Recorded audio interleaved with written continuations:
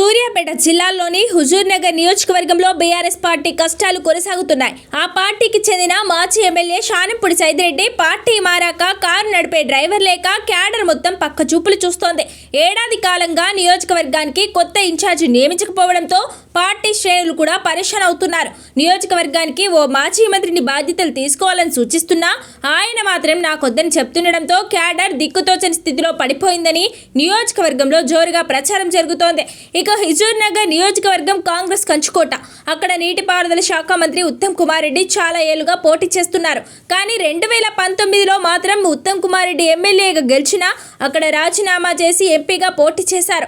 దాంతో హుజూర్నగర్లో జరిగిన ఉప ఎన్నికల్లో షానంపూడి సైదిరెడ్డి భారీ విజయం సాధించారు. అయితే 5 ఏళ్లు తిరగక ముందే సైదిరెడ్డి పార్టీ మారారు. గతేడాది జరిగిన అసెంబ్లీ ఎన్నికల్లో కాంగ్రెస్ హవాలో సైదిరెడ్డి ఓటెంపాలయ్యారు. ఆ తర్వాత పార్లమెంట్ ఎన్నికల్లో జరిగిన అనూహ్య రీతిలో సైదిరెడ్డి పార్టీ మారారు.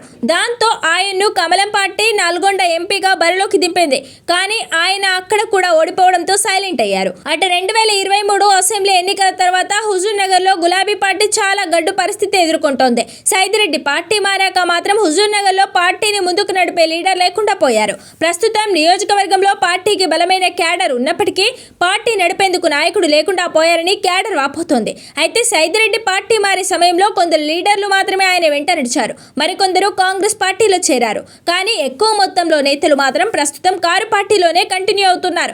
అయితే ఇప్పుడు తమను ముందుకు నడిపే లీడర్ కావాలంటూ వారంతా హైకమాండ్ కోరుతున్నట్లు తెలిసిందే. ప్రస్తుతం కాంగ్రెస్ ప్రభుత్వ విధానాలను ఎండగట్టేందుకు తామంతా సిద్ధంగా ఉన్నా నడిపించే నాయకులు లేకుండా పోయారని చెప్పారట.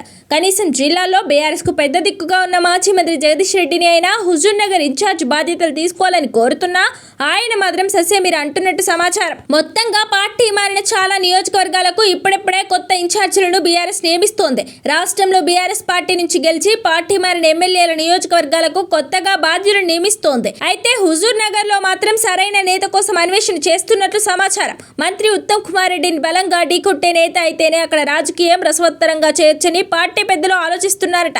అందుకే కారు నడిపే సరైన డ్రైవర్ కోసం అన్వేషణ చేస్తున్నట్లు సమాచారం. చూడాలి మరి హుజూర్నగర్ లో బీఆర్ఎస్ కు కొత్త ఇన్ఛార్జిగా ఎవరిని నియమిస్తారో అనేది తెలియాలంటే కొద్ది రోజులు ఆగాల్సిందే.